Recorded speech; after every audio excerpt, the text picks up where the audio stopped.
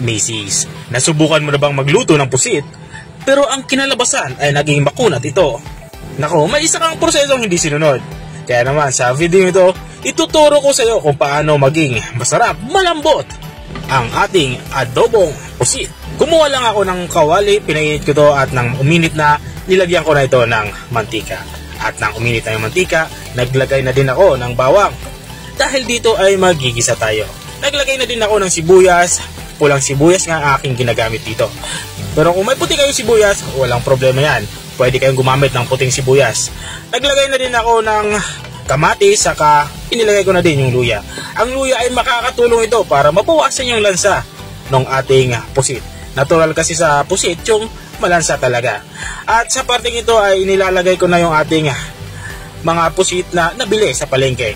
Bali nga itong ating pusit ay umabot ng mahigit 1 kilo. Nahugasan ko na din to ng maigi at natanggal na din yung parang plastic doon sa pinakaloob ng ating pusit. Importante din tanggalin din yun kasi yun yung parang pinakabuto ng ating nilulutong pusit.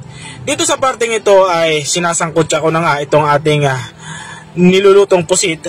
Ginagawa ko ngayon para mas ma-absorb ng pusit yung mga inilagay nating sangkap. Dito sa parting ito ay naglalagay na ako ng toyo at itong ating oyster sauce. Mas magiging malilamnam nga yung ating nilulutong adobong pusit kung lalagyan natin ito ng oyster sauce. Hindi lang yung simpleng toyo lang. At pagkatapos ko nga maglagay ng oyster sauce, maglalagay na din ako nitong ating Sprite. Ito na nga ang Sprite, yung magsisilbing pinakasabaw ng ating nilulutong adobong pusit. Tatakpan ko lang ito para tuluyan na kumulo. Makalipas nga ng ilang minutong pagpapakulo at sa tingin ko ay luto na yung ating pusit, ay hahanguin ko muna ito para iset aside. Ginagawa ko to para hindi ma-overcook yung ating mga pusit.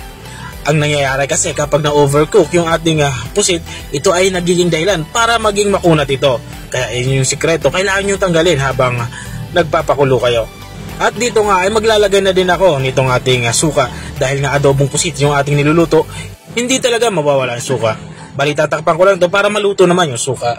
At makalipas ka ng ilang minutong pagpapakulo ay bubuksan ko muna ito. Ahayaan ko lang mag-evaporate yung ating sabaw para naman lumapot ito. At habang ginagawa ko yun, maglalagay na din ako nitong sitaw or string beans. Ito naman ay optional. Kung gusto mo lang naman magkaroon ng gulay yung iyong nilulutong ulam. At habang nga tayo ay nagpapatuloy sa ating pagluluto, gusto ko lang i-shoutout ang mga masusugid nating taga-subaybay. Shoutout nga ay Sir Eric Duque at pinapa-shoutout niya yung ERGS Batch 89 from Caloocan.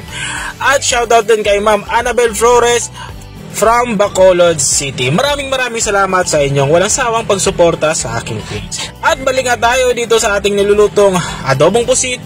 Dito ay inilalagay ko na ulit yung ating mga tinabing pusit. Pero kung gusto nyo mas maging malapot pa yung sabaw ng anyong nilulutong adobong pusit, hayaan nyo lang itong mag-evaporate hanggang sa makuha nyo yung labot na sabaw na gusto nyo. Pero sa akin, hindi ko na ito pinalapot pa ng maigi kasi para sa akin, ang sabaw pa lang nito ay pwede mo nang maging ulam. Kaya hindi ko na siya masyadong pinalapot. At dito nga sa parting ito ng video nito ay patapos na tayo sa ating niluluto. Kung nakarating ka nga dito, maraming salamat sa panunood. Hanggang sa muli. Bye-bye!